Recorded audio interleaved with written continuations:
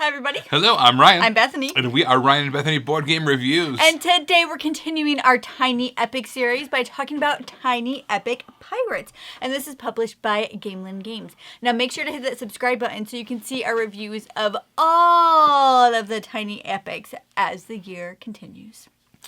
Alright, so you are sailing on the open seas.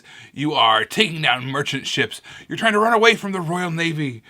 And you are collecting gold. And what do you do with gold when you're a pirate?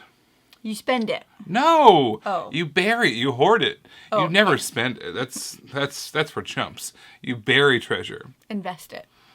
When I was a kid, we actually went on a carnival cruise, and they actually told us that there's a chance that there would be like pirates. And I was like, that sounds awesome. I'm like 8 or whatever. That's not the kind of pirates they're talking about, though. They're talking about like machine gun, like steal your money pirates. But I mean, they're still the same kind of pirates. Yeah, just but not modernized. like not like doubloons. Yeah, no, there were no doubloons. There's no swashbuckling. There was nothing. They did not. The pirates didn't ever come though. No. But there was an all-you-can-eat buffet, 24 hours a day, which my dad and I partook in. Oh, yeah, I remember you telling me about this, because everybody else got, like, seasick, and so you guys had it, like, to yourself. This is a result of that day. Oh, yeah, sure. Anyway. All right, let me give you a quick overview of what this game looks like on the table. All right, here's our setup for Tiny Epic Pirates. Now, I do want to point out that this player mat does not come with the game as is. Obviously, it's not tiny, so therefore it wouldn't be Tiny Epic Pirates. But you can buy it separately, and I love it. It makes everything super easy to organize and see and lay out.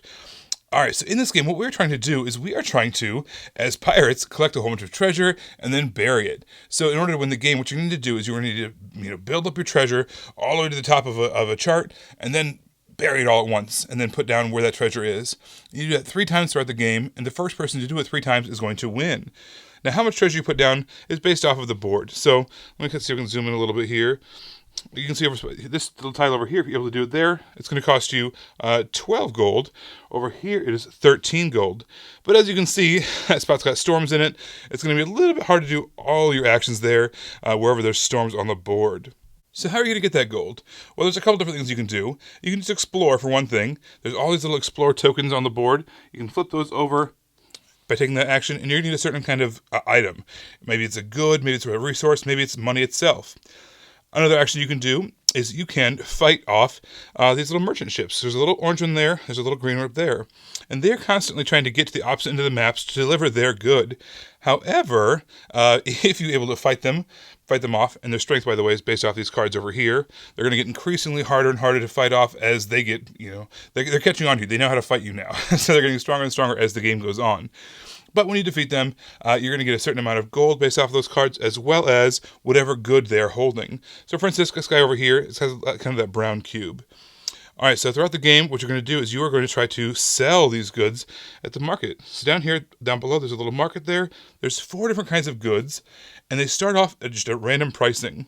So the purple's worth 5, the brown's worth 4, there's kind of a cream color that's worth 3, and then there's a gray which is worth 2. But when you sell those at various places, like for instance the purple spot right there, the purple cube, you can sell right there. That's where you can sell that one. And each one of those cubes colors has a different space where you can sell them. Once you sell them, it drops down to the bottom. So for instance, if we were to sell, beat up that orange guy, take his cube, we would sell it at a market, that would drop, the price would drop down, everything else would drop, go up to make up for that. So selling goods is one of the really strong ways that you can get money. Now you can also fight other pirates as well. You don't get goods from them, but you do get a chance to make their actions less strong. They have less workers that they can use when you beat them up, which I'll show you that when you get to the player boards in just a moment here. Now there are spots on the board where you can plunder. There's an additional way to get cubes. So those little sword areas over there. And if you're able to go to one of those places and do that plunder action, you are going to get the amount of cubes shown. You get to draw them from our bag here. This is where all the goods are. You randomly draw, take whatever you get. Each one of the pirate ships can also hold up to 3 cubes right inside there, which is really nice. It looks awesome when it's on the board. All right, so those are the main ways that you can get cubes and the ways that you can get money. Now, there is also a mini expansion that features a new kind of cubes called the Crimson Silver Cubes. Those act like as a wild almost, and also have these floating fortresses. Most actions you can only take on certain islands where that action is present. However, the floating fortresses, you can basically do any of the actions there, but they also move away from you when you take them, so that way you can't just constantly just keep on using them over and over and over again. There's also another larger expansion, which is the Curse of Amdiak, which features these little, I'm not sure you can see there, those little, they're called urns, but basically it's one more thing to do. So basically now you have to, while you were raiding, you accidentally upset some dead skeleton captain, and now you have to go rebury his remains. So basically, in addition to burying 3 sets of gold, you also need to rebury Amdiak's urn as well. That adds in some cursed gold cubes. You can spend cursed gold just like regular gold, however, can also be taken from you a little bit more easily than regular gold, so you gotta watch out for that. In the regular game, you can buy crew when you take a crew action. However, once if you're playing the expansion, there's also, once you get haunted, or you become cursed, you can also buy these skeletons, which are kind of an upgraded version of the regular crew. When playing with that expansion, you also add in the dreaded pirate ship that's going to float around, do some terrible things to you. And did I forget to mention, you also have to contend with the Royal Navy as well. The Royal Navy is going to be going all the way around, chasing you down, trying to stop you. And if you get caught, boy, that's going to slow your actions way, way, way down. So you want to try to avoid that if you can. Here's everyone's personal player area. So basically what this is going to be is we're going to select all your different actions. This is where you're going to collect all your gold along this little border here. This is a little gold to blue, and you're going to move that up as you collect gold, as you do all your different actions. These are going to be what you actually trade in when you spend all your gold to bury your treasure. This little track right here, how good of a pirate are you? Basically, whenever you successfully complete certain actions, you're going to be able to move up on that track, gain certain benefits, and eventually you might even be able to gain an extra worker. We'll explain why that's important here in just a moment. You're going to start the board with 3 of your workers down below here on rigging, on cannons, and on extortion. It's going to give you a chance to move a little extra, fight a little better, and get some money as you kind of complete your actions. However, you can use them another way as well. So here's our captain. You're going to move them clockwise on this action selection board, and you can take the next action in order. However, let's say you want to skip over one.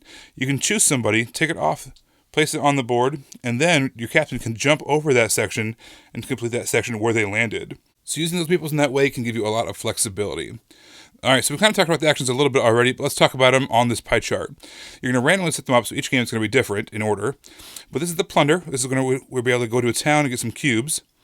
This cannon here is where you're going to be able to fight the merchants and other players. This spot is you're going to be able to get crew members. And remember, crew members, you can hold up to 4 of them.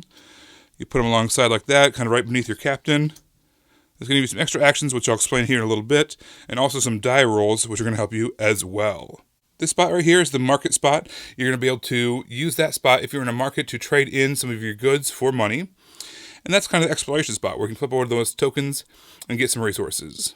Whenever any player is moving their captain along, and they round that red line is going to be what triggers the merchants to move their ships, as well as the Navy to move their ships. And they're always going to move towards you. The Navy is, at least. The merchants are just trying to sell to the other corner of the board to sell their goods. The last spot is always where you start off with, and it's the spot right after that red line. That's where you're going to be able to go to hide out in your cove. It's going to give you a chance to regain some of your meeples, maybe if you've lost them, if your ship got jostled during a fight, or some other ways, like maybe the Navy came and got you, that kind of a thing. Hiding out is also a good way to avoid the Navy if they're chasing after you. Alright, so over here, on our little track here, it's going to tell us, based off of how good of a captain are you, how many dice you get to roll. So you start off being able to roll 2 of the dice, but eventually you get to roll 3 dice. These are the upgraded dice, and they are awesome. Very piratey. Alright, so what you're going to do is you are going to roll however many dice you're allowed to roll. So you roll a 4 and a 5. What we're going to do is we're going to compare that to the dice pips that are on our individual crew members here. So for instance, we've got a 4 and a 5 on our captain. That means it's worth 1 hit and 1 hit each. We've got 6s over here, that's worth nothing, and a 2 and a 3. None of those scored for us this time. If we had rolled a 6, however, that would have been really, really strong. That would have gotten us 1 from the captain plus 2 from over here from this guy. That would have been worth a total of 3 hits, plus 1 for the R5 there. Now, each one of these captains also, and all the crew members, also have additional actions as well. Like this one says, for instance, when you do the explore action, you get a chance to bury treasure and attack if you have the opportunity to in the same square. Similarly, down here, this guy says, if you ever do an attack, you get to reroll some 3s and 4s, which is nice. And this one says, if you ever plunder, you can do the bury treasure action. There's a ton of different die configurations as well as different special actions that the crew members and the captains can give you. So you want to try to optimize your crew to make sure you have the leanest, meanest crew you can have. All right, so that's what you're trying to do is you're trying to collect all this gold, bury it, and as a race, you want to beat everybody to the punch. The first one to bury all 3 of their treasures is going to be declared the winner. I loved the way the market was handled in this game. I thought it was so neat that as soon as you sold something, people had it, so they didn't want it anymore. So it's automatically going to cost less, and that's really going to mess with other players depending on what they have or what the merchant ships have if they're going back and forth. I just really liked how that kind of like self-regulated itself by pushing things around. Things that hadn't been sold at all are still going to be high. Things that are sold all the time are going to be really cheap. That made sense, and I like how it like just did it for you. I like how the combat was resolved in this game. The more crew you had and the more variety of crew you had, the more likely you were to roll dice and have those results actually mean something, have a hit. However, I always had a really fun time doing a strategy of like really drilling down like a couple of numbers. So like if I got like a whole bunch of 4s and 3s, let's say, and then if I rolled a 1 or a 2 or a 5 or a 6, I wouldn't get any hits at all. But if I rolled a 4 or a 5, 3 or 4, whatever I said, it'd be a ton of hits and like absolutely demolish whoever I was attacking. And I did not mention there were these little surefire tokens. You kind of acquire those as the game goes on. You can spend those to change a die result to any die result. So if you go with that strategy, you can change one of them to a 3 or a 4 and get as many hits as you need in order to take out your opponent. So I really like how the combat worked. The merchant ships was really cool about how they kind of built up their defenses, which would make sense. They're getting smarter to your ways, so their defenses are better. But guess what? Since they're smarter to your ways and they're getting more stuff, there's more stuff for you to get. So if you're able to defeat them, then you get better stuff. And I really liked that growth. I felt like it was well done and perpendicular to how you were growing as a player with getting stronger ships and getting, not stronger ships, but more more people. Tokens, more crew. Yeah, more crew, more tokens, all of that stuff. And I felt like it was a perpendicular growth to the difficulty of that and to what you were getting. All right, so I really liked how the storms worked, right? If you go into the storm spot, it would jostle you, which is just like such a great word. Jostle. And speaking of, like 5 minutes ago, or I guess longer than 5 minutes ago, like 8 minutes ago, we couldn't think of what the word Did jostle you just really was. correct yourself over 3 minutes? You know that's who I am. That's true. So we couldn't think of what the word jostle was, and we went through, and we mentioned, I don't know, 12 other words that were really close to jostle, but weren't quite jostle, because who uses that word? No one says jostle. Jostle. But the more I say it, the weirder it sounds even now. I've been jostled by this review. I don't even know what that means. Neither did they. But the point is, you have to lose some of your crew. That was a bad thing. And but when you go into those storm cells, if you could weather the storm, literally and figuratively. There's a storm happening right now while we're recording, by the way. That's true. If you hear thunder, that's why. Yeah. But if you were able to weather that, there's greater and greater rewards. So you might have a situation where you could bury treasure for less, or maybe you get double the rewards when you do the plunder action. So we really enjoyed doing the storm cards. It really paid off if you could handle it. So our game came with a mini expansion, the Floating Fortresses, which I really like. So it's just an additional way for you to take actions, basically. And I always like that because, not that it happened a lot, but occasionally in the first game we played completely plain, I sometimes felt like I couldn't do anything with my action, that I'd have like one turn that was basically wasted.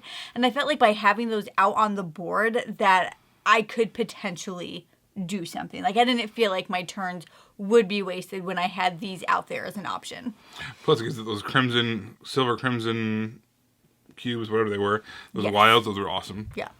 All right, so I really liked. So you mentioned the Floating Fortresses, the Curse of Amdiak. I'm probably pronouncing that wrong, but that expansion was its own standalone box. This thing is awesome too. For one thing, it has that awesome pirate ship. It adds to the table presence of the game, which is already really, really great. But one of the problems, I guess, that with the base game was when you do those exploration action, those little tokens that you flip over and you get that reward. Yeah. There came to a point, like, I don't know, say 3/4 of the way through the game where, like, there was hardly anything out there. We'd already picked them all up. We'd already explored them all. Especially the more players you have, the faster they go. This kind of solved that for me. Basically, what the pirate ship does as it's moving around, it leaves behind what they call these ghost wake tokens, and there's just more of those tokens out on the board. So you have, you get to that point in the game, and there'd still be tokens to get, but it was a little bit of a gamble. So there was some really good rewards in there, like maybe get a whole bunch of this, this cursed gold. But there's also a chance that some bad negative things would happen as well. So it was a little bit of a gamble when you flip over the pirate ones or the ghost wake tokens. But I still love that no matter what stage of the game you're in, there's always more tokens to look at when you're doing the exploration. So this game in no way had a runaway leader at all to it. But Bethany, as a player, this is like how I play. Sometimes I felt like that I was always one step behind. So it was a little frustrating when we were playing. But like I said, that's not necessarily a game theme. That's just like how Bethany plays things. So if you've been watching our videos for any length of time and you play like me, just like be on the lookout for that. All right. I would say that I'm a fairly meticulous person. You are. It's true. And so when I do setups of a game, I like to do it right and take my time and make it look really nice. The setup time for this was actually kind of a lot. Yeah. Because you had to build these little pirate ships, you had to shuffle these different decks to set up the cards just right to make the board. Because the board's not just like, fold out board. You make the board out of the cards. Yeah. So it was kind of a lot of a setup. It was a little bit tedious. It took me like 30 minutes when I do it like the really slow way that I like to do it. I could obviously have done it faster, but I enjoy getting it done right. What's the point of like taking it out if you're not going to like take it out? Yeah. Yeah. So the setup was a little much for this game. So the question then is it worth it? Is the payoff worth the setup time? So guys, I enjoyed this one. It was good. I liked it. I thought it was fun. I liked that you were taking from the merchants as well as also trying to sell what you just stole from the merchants. That was kind of weird, but... There's a market. It was unaffiliated. But it was from the things that you just stole. No, it's fine. Anyway, I thought it was fun. I like things where you're roaming around the board and doing stuff like that. So it was fun to roam about the board and like these really cute little plastic ships that you just with the little flags on them and they fit the cubes in there perfectly. And I like things like that. I really like things like that. So I enjoyed this one. It was fun, even though I felt sometimes that I could never get there. That wasn't necessarily the case with the game. But I still enjoyed it even with that. All right, so one of our favorite games to play, which we have a really hard time getting to the table because of how long it is Firefly, the game. It's got this great pick up and deliver thing going on. You're running away from the Reavers and the Alliance. And you have each other, depending on what extensions you're playing with, and you're completing 3 missions usually. You're collecting 3 gold tokens, trying to race to get a certain amount of money and win the game, depending on the scenario you're playing. So how is that relevant?